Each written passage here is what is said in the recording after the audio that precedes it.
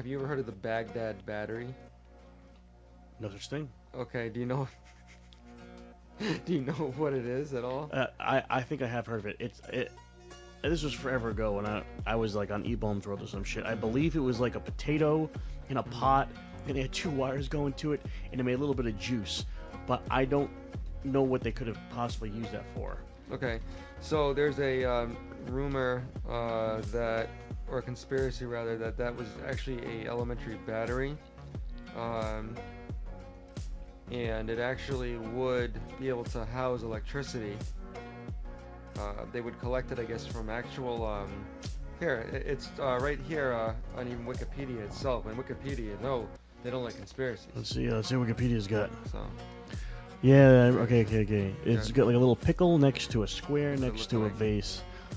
The Baghdad Battery has been given to the 300 effects, which were found together in a strong pot. A tube of copper and a rod of iron. A tube of copper and a rod of iron that was discovered in present day. Oh boy.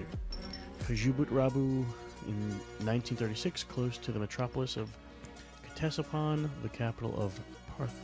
So yeah, these places are. Like, Anyway, it was just found in Iraq, guys.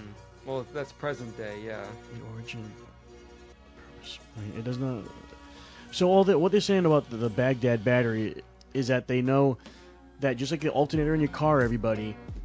I'm actually B-Dog. I'm not sure you know how the alternator works. You're gonna have to explain this to me. The alternator in a car, and I'm no pro at it, but I know that if you get copper wire, which is why you look at the alternator, you probably never looked at one, but if you look at the alternator, it looks like a bunch of copper brains.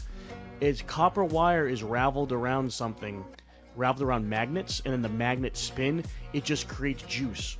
I think it's because the magnets want to resist the copper and shit, and when it spins, it's like tough to spin it. Like it's tough to spin around the copper, and then when it does spin and gets over that resistance, it makes juice. It goes back to the battery, so it charges the battery as you drive. So with this Baghdad battery, they had copper wire in a vase with like a piece of metal, so they know they were creating some ultra low voltage thing. Maybe they had some artificial light, like if you had like a little tube, if you had like a little. I don't even know what they could have made, but a strand of something that connects the two wires, and it just makes a little bit of amps. You can get it to light up, so that way you don't need to light a freaking fire to see.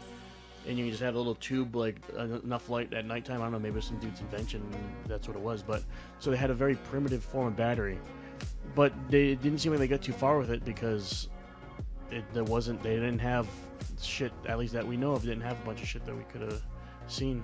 So here's a thing to think about that I'm just thinking of. We only found this, I guess it's just 3 artifacts found together. But this could just be only one of many that we didn't discover. I mean, what if every old building back then had one of these as their like home generator, their home power source? And maybe they didn't obviously use it for computing power, but like you said, simple lighting, just so they could have like simple lighting in their homes without needing to use a torch. That could have happened. Yeah, it would be a really good use for it. And we've only found this one.